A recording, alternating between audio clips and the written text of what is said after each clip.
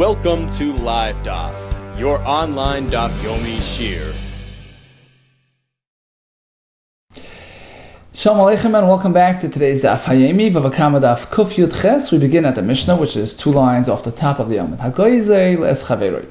Shimon stole from Reuben. Oy shalava. The Rashash changes the gear. Says shalava himenu. He borrowed money from Reuben. Oy shehifkid loy beyishuv. Or Reuben deposited. He made a deposit with Shimon, and all these incidents, the borrowing, the theft, the deposit, took place b'yishuv, inside a town, in civilization, as opposed to out in the desert or in the forest.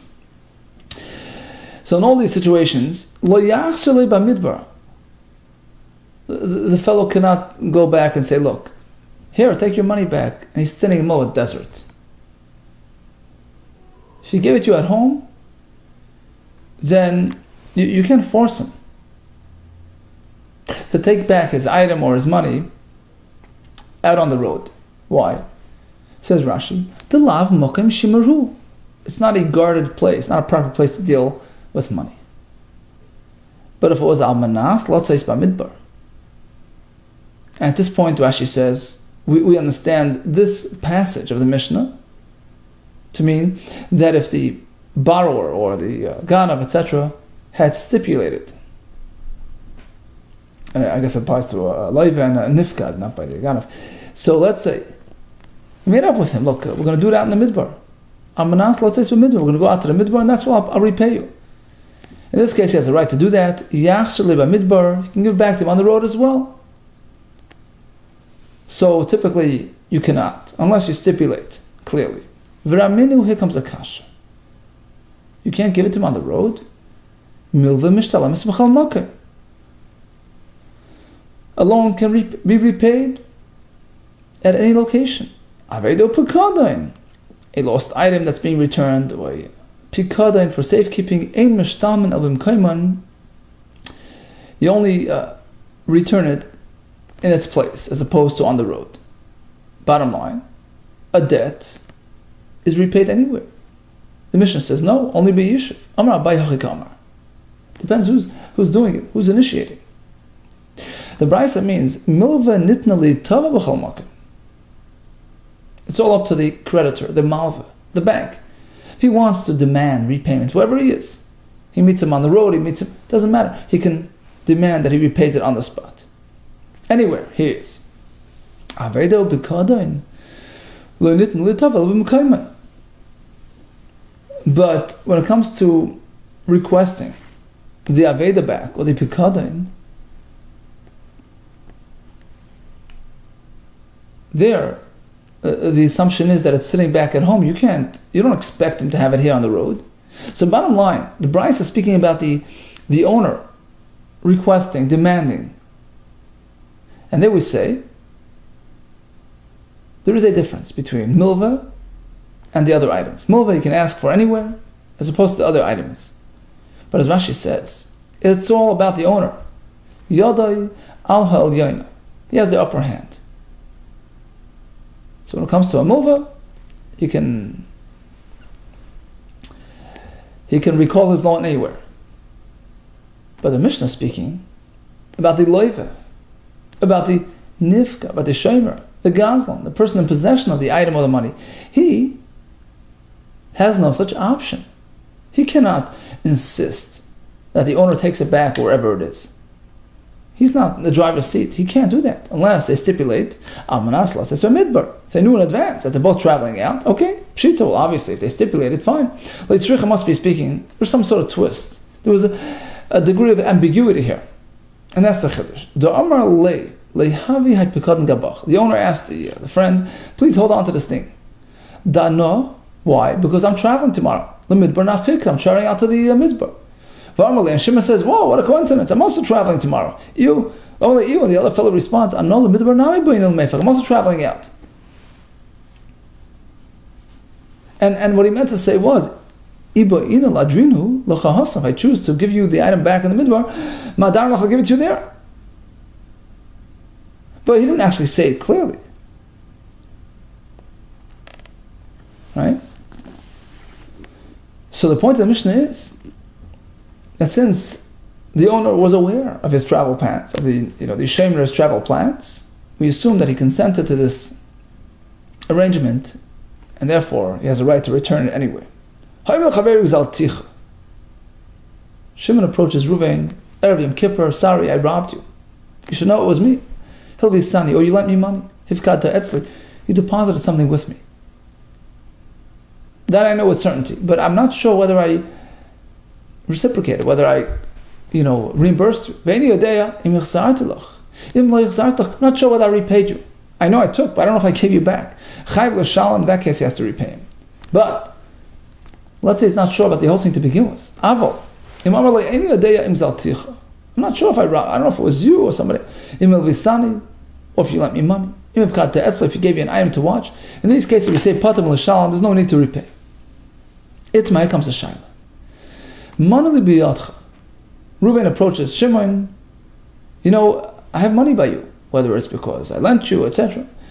And the other fellow says, you know what, I'm so busy, I can't keep track. I'm not sure if you're right or not. So he's not denying his claim, he's not sure. What happens now? It's called bari, right? A certain absolute claim, v'shema, as opposed to an uncertain response. Bari v'shema, who wins? Rav Machlekas. Rav Huna, Rav Yehuda, they both say Amri Chayiv, he has to repay. Because, the other fellow has the upper hand. He's at a disadvantage. He's not sure. The other fellow is sure. He has to, For Rav Nachman, Rav Yechon, Amri Potter, they hold no, he's Potter. Even though he cannot, state with certainty that he repaid. Why? So now, Rav Huna, Rav Yehuda, Amri Chayiv, they hold that he has to pay Bari as opposed to a Shema, but Bari v'Shema, Bari Yadav, he wins. Rav Nachman, Rav Yechon, Amri Potter, no. Why? Ukima Moina B'cheskas Mari. Fact is, he's not sure. So as long as he doesn't concede, we say, well, his money was always his. It was a cheskas Mari, it was his money. We leave the money b'cheskas Mari in possession of its former owner. That in itself is reason to hold on to the money. We'll leave it the way it is. Tanan. The thing is, let's take a look at our Mishnah now. We have two cases. In the beginning, in the first case, he said, look, I know that I had your money. I'm not sure if I repaid you. What's the halacha? It's chayiv. In the second case, I'm not sure if I even took the money to begin with. He's pot. Tanan avalim amarlay eini yodea imal bisani. I'm not sure if I ever took the money from you. Pot, he doesn't have to repay. Yechadami. What's the other party claiming? What's happening? The other party has no demands, has no clue. So this thing was self-initiated. And let's assume that the first part of the Mishnah, likewise, is speaking, there is nobody claiming, there's no teveya, there's no bari against me. So I get up and I say, look, I know that I had it, but I'm not sure if I repaid you. But if there's nobody against me, there's nobody claiming anything, am I chayiv? Why should he pay anything? I may have repaid you. The other fellow is not even claiming anything. He has no recollection. So of course in this case there's no chayiv at all. So we don't understand the Mishnah. If, in fact, there's no toveya, there's no claim on the other side. Apparently there is a claim on the other side. The owner claims to have given me money. And in the first case, I admit, I concede, I don't know if I returned, I'm a chayiv. In the Seifa, Uktani Seifa, we have another case, Patam L'Shalom, where he says, you know what, I'm not even sure if I even took the money. So basically, it's your taina, your bari, your vada against my shema, Patam L'Shalom, Mishnah says, I'm potter. That's a right to Rav Nachman and Rav Yechna, who say, when there is a bari against a shema, certain against uncertain, you're still potter. And it's a kasha on the other sheet. Loi, says the Gemara, no, not so. Lo'ilam deleka tavale. In both situations, there is no toiveya. There's nobody claiming against me. But if he was to claim against me, even though I'm a shema, He's a bari, and if there was a claim against me, he's a bari, and I'm a shema. Of course, I would have to pay. Right? The Mishnah is speaking. The Mishnah which says, in the second case, I don't have to pay. It's speaking. There's nobody claiming against me. So therefore, when I self-initiate this, suffix, well, maybe I don't pay anything. Question is Varesha. So why in the first case do I have to repay? There's nobody against me. There's nobody claiming against me. It's just me getting up one morning and saying, look, I know I had your money in my hands, but I'm not sure if I repay. Why am I chayiv? Why is that different? Says the Gemara there, it's different. Since there is some sort of grounds, some basis for chayiv, because I do recall taking the money, and therefore, we're speaking that I'm trying to address my heavenly obligations. True, in Bezdin, you can't really demand anything from you. You don't know what happened. I'm the one self-initiating. I'm volunteering. I'm initiating the whole process. But I want to address my heavenly obligations, just in case I owe you the money. So the Mishnah says, look, depends how firm it is. If you recall taking the money, just not returning it, you should be paying. You're not chayiv in Bezdin, but b'dei shamayim you should. Whereas in the second case, where he has no recollection at all, I may have taken, may have not have taken. I have no idea. It never took off the ground, and therefore you're not even chayiv b'dei shamayim.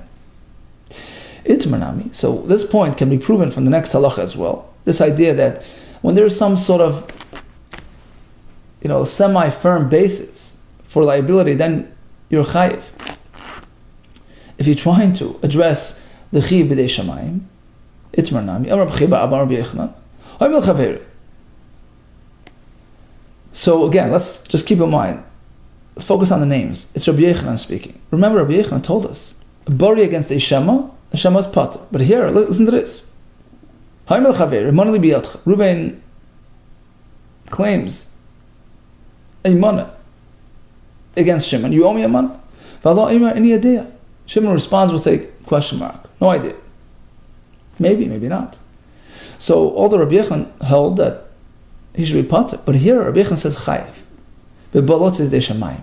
In a case where he's trying to be yotze, his spiritual, heavenly obligations.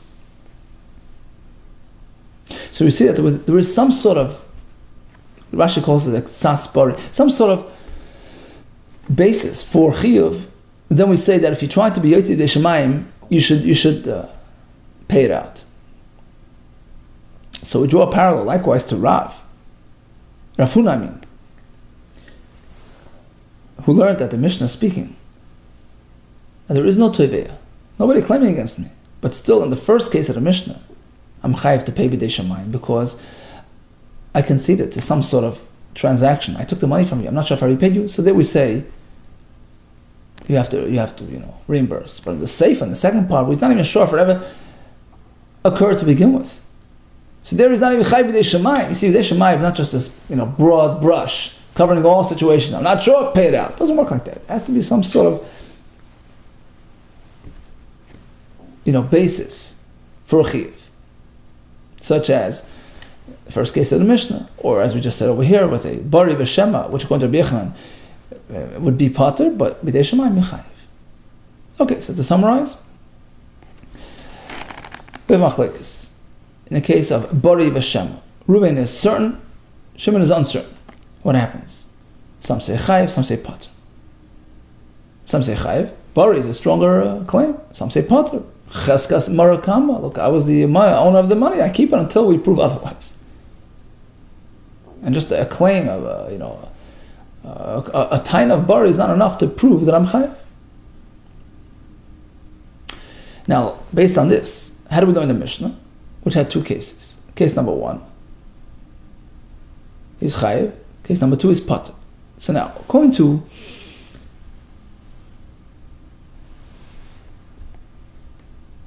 Rabbi Yehuda, we understand the Mishnah.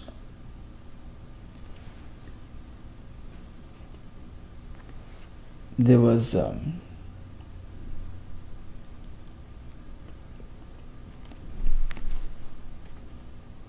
bari, right? This fellow had a claim.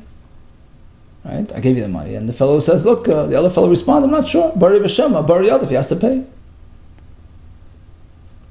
Whereas in the second case, he didn't have a solid claim, therefore he's put. That's one approach. Going to the other approach, the Mishnah is speaking without a bari. There's no claim at all. I'm self-initiating. And we're not speaking about a bezin down here, we're speaking about idei shamayim.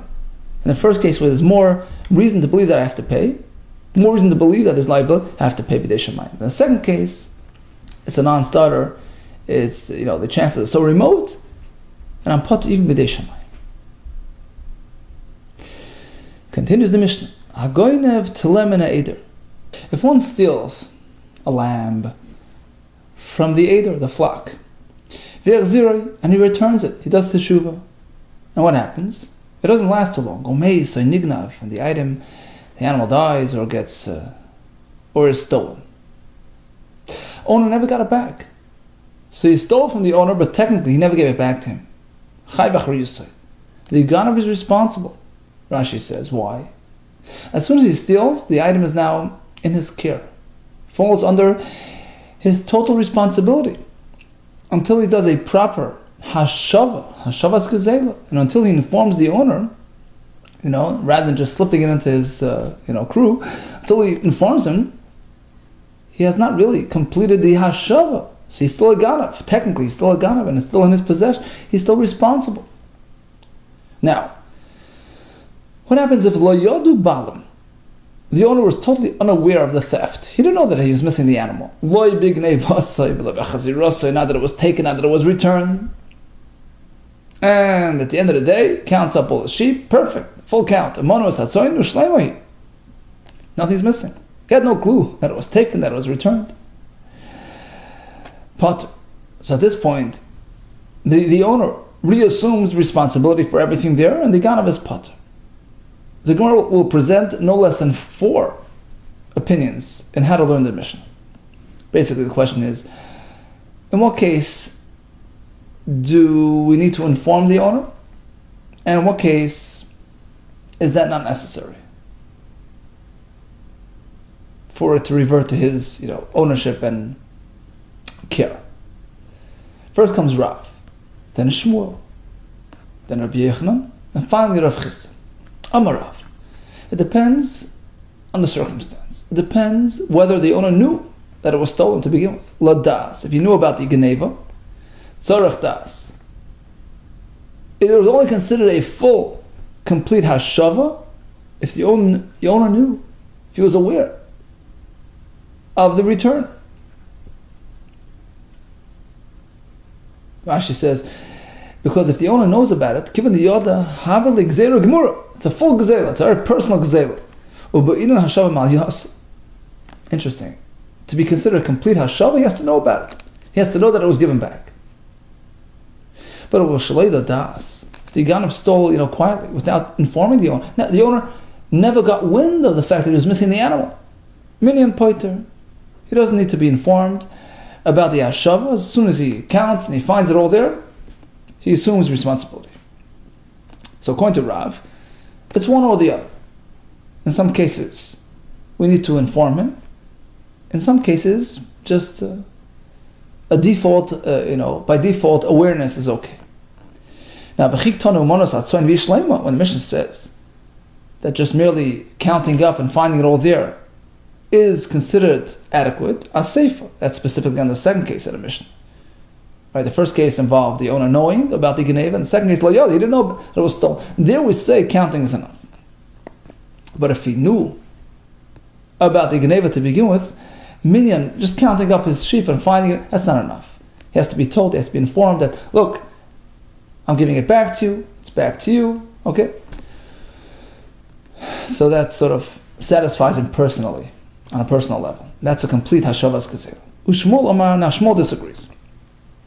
He's not so strict. He doesn't hold this added, personal, dimension. Shmuel Amar ben ladas, ben shalei ladas, whether it was stolen knowingly or unknowingly, minyan poiter, just, that by default awareness, at the end of the day, finding it, that's enough. And the last point of the Mishnah, that counting is enough, refers to both cases of the Mishnah, whether he knew about the geneva to begin with or not.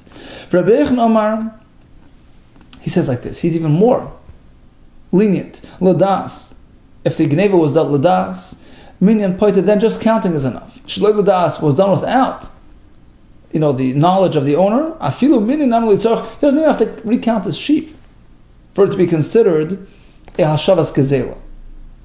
If he took it without telling him, just give it back without telling him. Right? Undo what you did. When the Mishnah speaks about discovering the right count, it's going on the ratio where he was cognizant of the Gneva.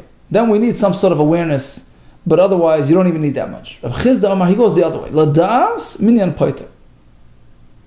If the owner knew about the missing sheep, then just taking that count and finding it there, that's enough for it to be re-incorporated into his bailus. But shalei ladas, let's say he was never told that the item was taken and the animal was robbed. Tzarech das, here we go even more. You need das. You should tell him, look, I took your sheep, here it's back. Why? We'll see in a minute. When the Mishnah says that counting the sheep is adequate, that's going on the first case where he never knew that it was stolen. Amar Rabba, my time with Rav Chizda. Now everything else we understand.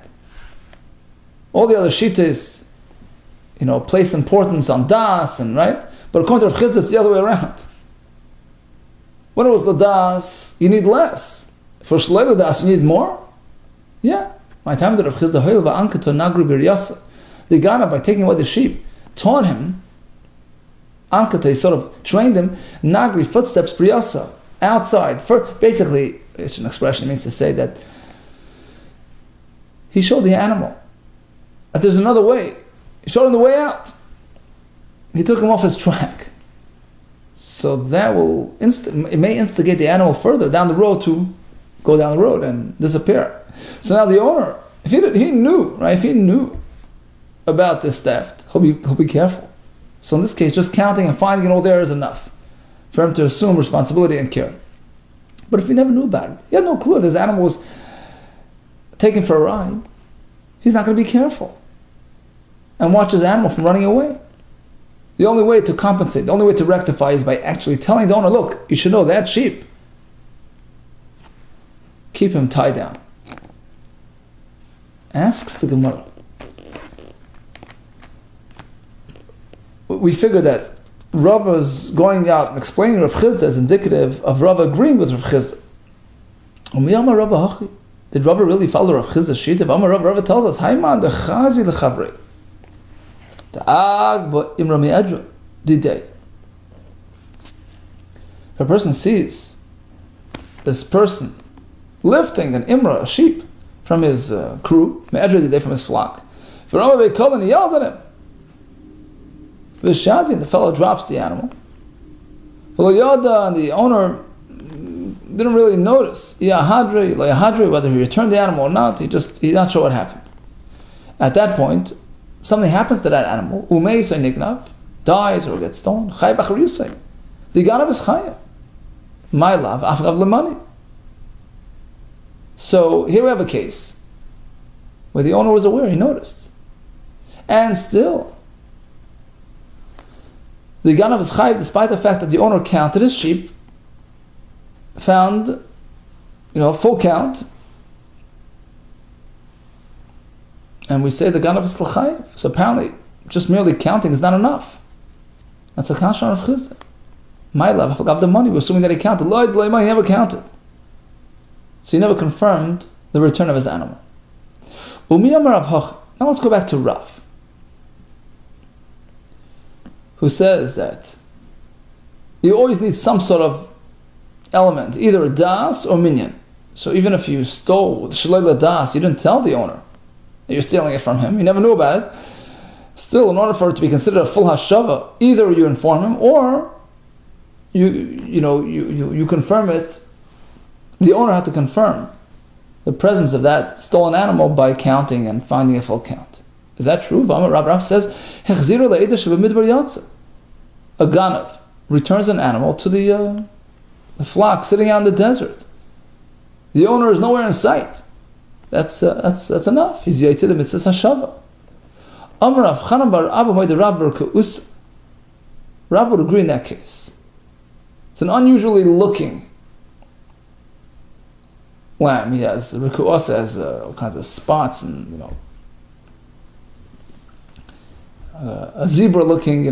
So in this case,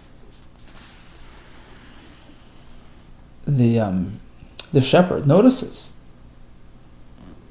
the return of this animal. So here, that's enough, even without the owner counting it.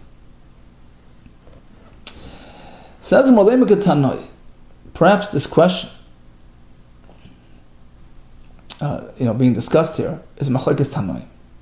Hagoynev tlemena eder v'selav nakis l'makam shegonav yachshir. Person steals a lamb, he steals a coin out of a money pouch. Just give it back, put it back, and you're done. And you're not responsible anymore. You're makayim your mitzvah. Divrei Rabbi Shmuel, no. You have to inform the owner. Tzarech da'as ba'al. What's the machlekes? So Savro de Kuli Amma Islu de Rabbi Yitzchak. The Bnei Yeshiva figured, first of all, like this. Everybody, both Rabbi Shmuel and Rabbi Kiva, they hold the Rabbi Yitzchak's halach. That a person's always, tapping his wallet, tapping his money pouch.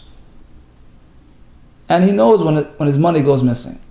He knows. He knows when it's missing. He knows when it comes back. Right? Don't Rabbi Yitzchak, Adam asay lemashmish b'kisei b'chol shah. Person's always, confirming, tapping his wallet, his money, making sure that it's all there. So the owner knew, right? It was ladas. He knew that it was taken. And ultimately, later on, when the money was returned clandestinely, he certainly noticed that it was returned. Okay? So what's the machlekes? My love. So that this money was taken and returned with das, with the owner's awareness. And the machlekes over here, ubeplukta the Rabbi Shmuel. Machlekes tanoim, Rabbi Shmuel, Rabbi Kiva, whether that's enough, corresponds to Rabbi Shmuel. Rabbi Shmuel, who says, just give it back without informing him, holds like Shmuel. That whether or not the item was taken ladas or shle ladas,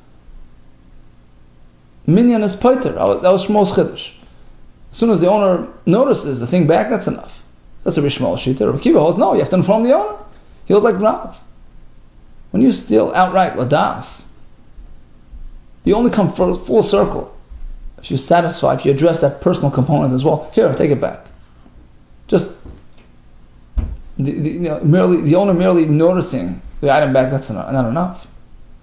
So that's one part of the brisa. Right? We had two cases. He stole the coin and returned it, stole the animal and returned it. So in terms of the coin, we just explained. It's totally in Rabbi Shmuel.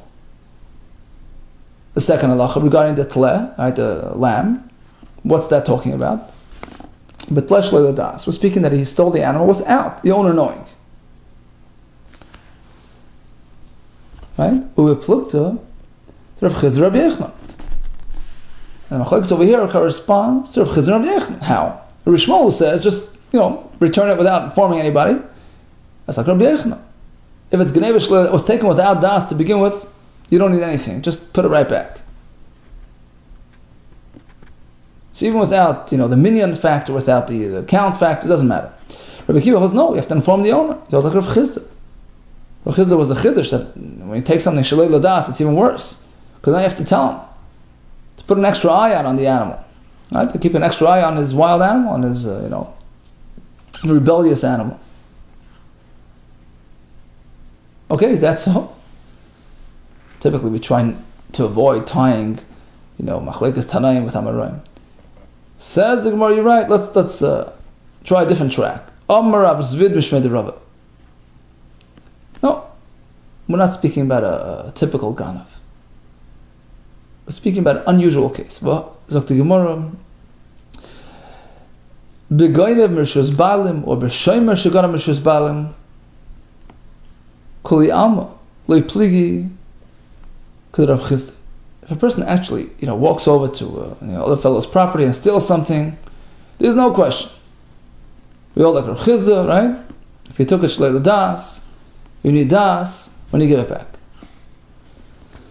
But here we're speaking about an unusual case. What happened was that Reuven asked his friend Shimon, hold on to my animal, or hold on to my $100 bill. And the Shemer, he betrayed his trust and he took the animal for himself, the animal or the money. Now he wants to undo it, he wants to return it. The question is, could he just put it back in the drawer? So he had taken the money from the owner, put it in the drawer for safekeeping. He took it from him. He wants to just put it back. He wants that to constitute hashava. He wants that to be considered like hashava's gazela. Because after all, he's really representing the owner. He was the bank, right? He was entrusted with the item. Does that work? Or do we say, no, your job is over. You're just a regular person. You can't, consider yourself a shomer representing the owner. That's a shayla. Could he put it back where he took it from? That's a machlokes. Rekiva Savar, yeah. Sorry, Rekiva Savar, no. He lost his ability to walk. He's no longer a shomer. The owner no longer trusts him, right? So in this case, the only way to rectify is to actually, bring it back to the owner. Right? Because he took it shloi l'das, and according to Rav Chizah, shloi l'das requires giving it back to the owner directly. Rabbi Shmuel Savar, no. Like also Shmiras, he still considers a shomer. The shmir has not yet ceased. He's still a shomer, and basically, all he needs to do is put the animal back, and he's done. Right? So he's a shomer. He's still representing the owner. As long as he knows that it was returned, it's as good as the owner, knowing that it was returned. And some Rishonim learn that this only explains the machlokes Rishon Rekiva in the second case with the animal. That pertains to Rav Chizda, the rebellious animal. But with respect to the other, the question of the coin that was stolen, that would still be Tali and Rav and Shmuel. Continues the Gemara, Lema, perhaps minyan poita tanoi. This shayla, whether finding a full count and considering that to be a fulfillment of Hashavas Gazela, so Shimon stole from Reuben. He's embarrassed to approach him and give him back. So he says, you know what? Next time I deal with him and I buy something, I'm going to give him extra money. So he throws in the extra, the money that he owes him for the theft, without telling him about it. Does it work? Tani chada yatsa, but tani yatsa. One Brisa says it works, one Brisa says not. So we figured the Kuliyam is Rabbi Yitzchak. Again, everybody holds Rabbi Yitzchak's concept that you keep your hands on your money. The Amar says, a person typically taps his pocket, he keeps an eye on his money. Right? So when you gave him that extra money during that purchase, the fellow noticed. He noticed right away he has extra money. No, so it's the machlokes. Maila, bakamifli. So apparently the machlokes, and whether it works or not is totally depends on the earlier discussion. The Madamar Yatz, the one that says your Yaitse Savar, he holds minyan poita. Awareness on account of the owner is enough. Even though he didn't know at the time, but afterwards he discovers it, that's enough. Umadamar Yatz, whereas the other Shita says no, it's not enough. Savar, he holds minyan any poiter. The belated awareness is not enough. He has to know as you're giving it. Says the Gemara. Amri, the response is like this. If in fact everybody would hold of Rabbi Yitzchak's idea that people notice their money, perhaps everybody would agree. That's enough. Revolves around this very question. How often does a person check his pockets? Do we assume there was awareness? Do we assume there was minyan? Mar Islay the Rabbi Yitzchak. One Shita says yes. Umar less the Rabbi Yitzchak. The Shita says no. Person perhaps didn't notice, and you never know whether he picked up on the fact that you gave him the extra money. There's no Hashavas Kasei. Another answer can be the Kuli Alma is the Rabbi Yitzchak. Everybody would hold the Rabbi Yitzchak. There's constant awareness. But the question is, the answer is like this: how the money depends how the merchant took the money. If he counted and put it into his pocket, so then the Gazlan counted, right? The guy counted the money, and he gave him extra. And we know that the nigzal, the victim, who's now the merchant, took it in his hands, took it manually. So we don't know where it ended up. Maybe he threw it into the register, and we don't know that there was an awareness at all. You don't even know if you realized there was extra money. Okay, so two different types of cases. The money. One case is speaking where the Gazlan counted the extra money, and he knows that the merchant put it into his kiss, into his wallet, and he's going to pick up on the extra money. He's going to realize the money, but he put it into his hands. He never know. Maybe he threw it into the register and he never noticed how much it was. Another pshat can be either the money. Both cases are speaking where the fellow put it into his wallet. He knows he's going to find it. Well, it depends if there was money there to begin with. In which case, perhaps he would not discern the exact amounts and he wouldn't know that it was extra. The shita which says it doesn't work is speaking there was money there to begin with. So now he's not aware of the exact total, so he'll never notice, perhaps. As opposed to where there's no extra money there. It's an empty wallet, empty pouch. So putting this money in there eventually would trigger that awareness which we're looking for. Okay, so bottom line, there's a ganav, there's a gazlan, need to inform the owner that he's returning the item. In some cases, yes, in some cases, no. And we have 4 shitas in terms of when yes and when no. Says the Mishnah, one has to be careful with whom he does business, lest we encourage, thievery and dishonesty. We're not meant to support people who steal, right? You're not meant to purchase the following items from shepherds who deal with other people's animals and are prone to, siphoning off on the side and selling it off for a profit. You're not meant to deal with them. What are the animal-related products that we boycott? Tzemer, wool, v'chalav, milk, gdoyim, goats. And likewise, v'loy mishayme peris. People who guard, they secure the orchards, you shouldn't be buying from them eitzim or peris, wood or fruit. Ava loichem and anoshim, kleit tzemer, Rabbi Yehuda. But you can buy from women the following items, which they typically produce in these locales, and we know it's legal. The husbands, commission them to do these things. Kleit tzemer, Rabbi Yehuda. Wool, garments in Yehuda, the place in Yehuda, Eretz Yisrael, Klei Pishtan Begal, and Golul, they used to do the same with Pishtan, so those things are presumed to be, proper sales. V'agolim b'sharon, you're in the Sharon locale, over there they would sell the calves, and they were very common and prevalent, so we assume it's a legal deal. V'kulan she'amr lahatman asr. In all situations, if the seller tells you, look, take this, but, keep it quiet, don't tell him. So then we know there's something fishy, keep away.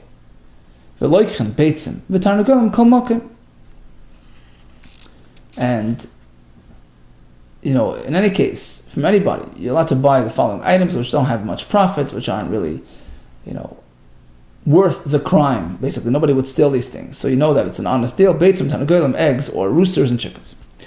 What else would you not buy from the shepherds? Lo'izim. You're not meant to purchase from these shepherds, whether they're older goats or younger goats, le'gizin, nor proper sharings of wool, le'tlushin, wool that was plucked off the animals, right? Le'tlushin shel tzemer. However, you can purchase from them finished products, a sewn material. Why? It's theirs. Even if it was stolen, even if the raw material was not theirs, but the finished products are theirs, because they were kind of through shinoi, because they transformed it from raw into finished.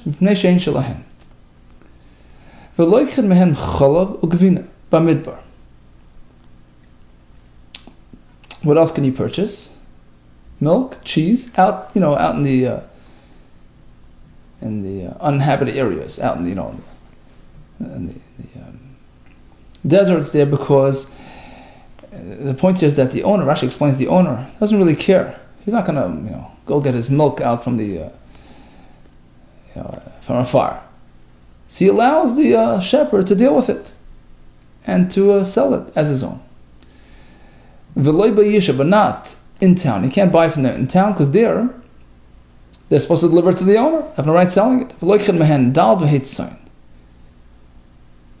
You can purchase, a group of goats, 4 or 5 goats that's being offered for sale. You can purchase, or a dal v'hegizin, 4 or 5 portions of shared wool.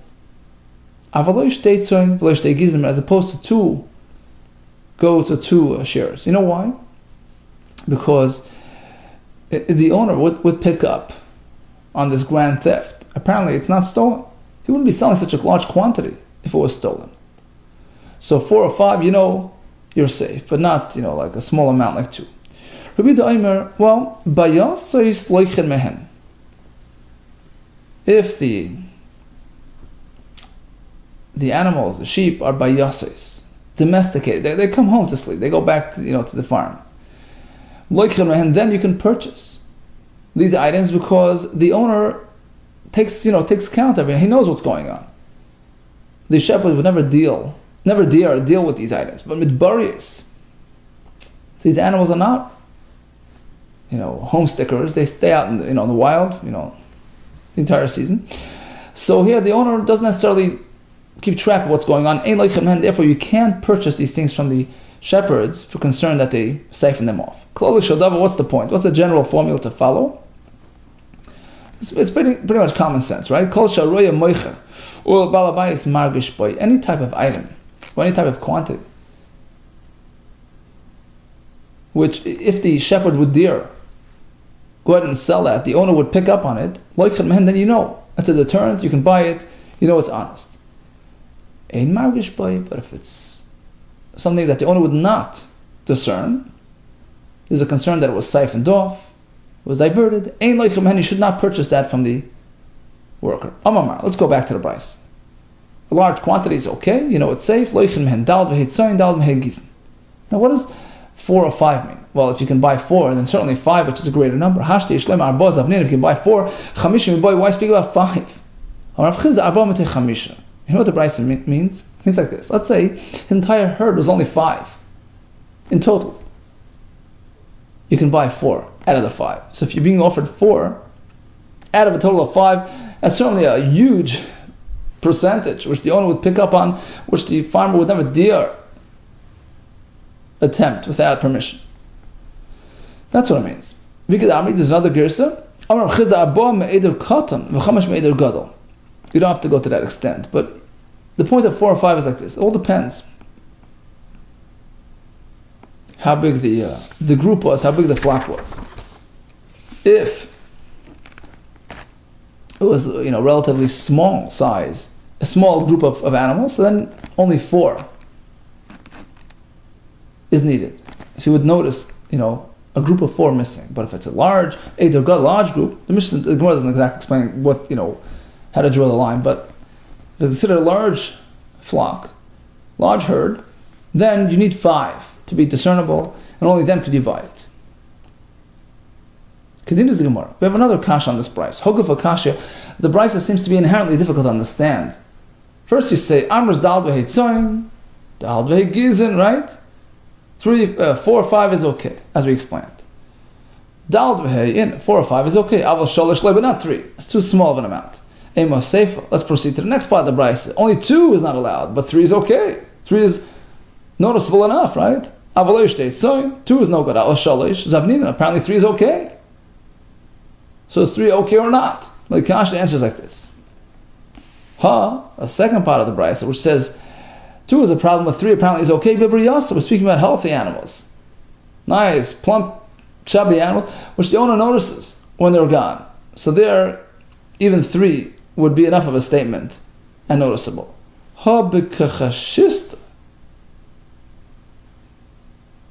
Whereas the first part of the brisa, which says, 3 is a problem. We're speaking about weaker animals, not as healthy and valuable. The owner doesn't necessarily keep an eye on them, and he won't notice 3 missing. So that's a problem. Depends if these animals come home to sleep or not. The question is, what did Rabbi Yehuda mean? Rabbi Yehuda reisha koil chumra. You see, the brisa had 2 parts until Rabbi Yehuda. There was a reisha which says, a large quantity, 4 or 5, a sizable amount, that's legal, that's okay, no concern there. A small amount is no good. Rabbi Yehuda says, no, hold it. I'm going to chumra. Even when we say 4 or 5 is a sizable amount, that's okay, that's only by bayasis. They're part of a herd which comes home to sleep, so the owner notices, the absence. That's a chumrah. Right? But otherwise not. And the Gemara explains. Rabbi Yehuda reisha koil chumrah is going on the first part of Bryce and he comes out with a chumrah, a stringency. He limits the heter to bayasis. Aduma or asefa koil lekul is going on the second part of the Bryce and he's being makel. He's being lenient. The Gemara explains itself. Let's see. Reisha koil chumrah is going on the first part of being machmer. What did the Bryce say in the Reisha? You can buy a sizable group. Rabbi Yehuda says, hold it.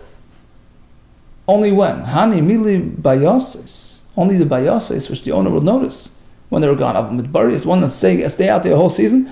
He won't notice. Even a large group missing. Even that's no good. That's one way to learn.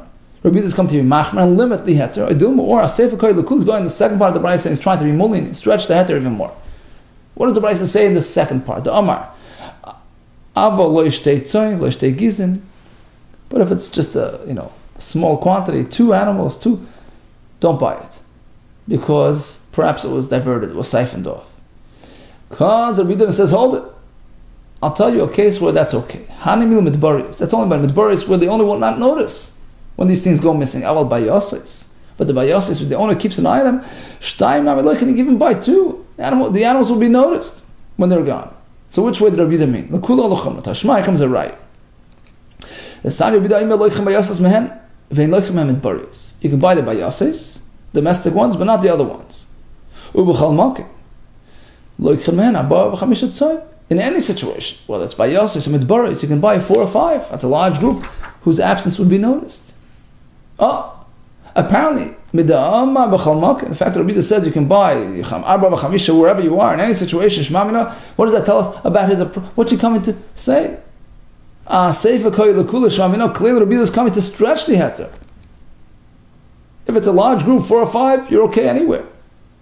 But even 2, which typically is a problem, but if it's bayasis, whose absence would be noticed, that's okay. Okay, so again we spoke about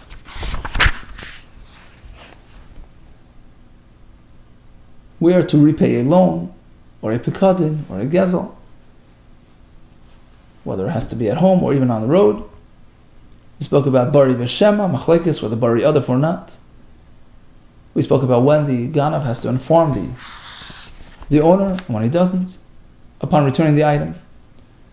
We learned about taking care to only purchase from legitimate merchants, legitimate dealers, as opposed to encouraging the royim and the various dishonest people.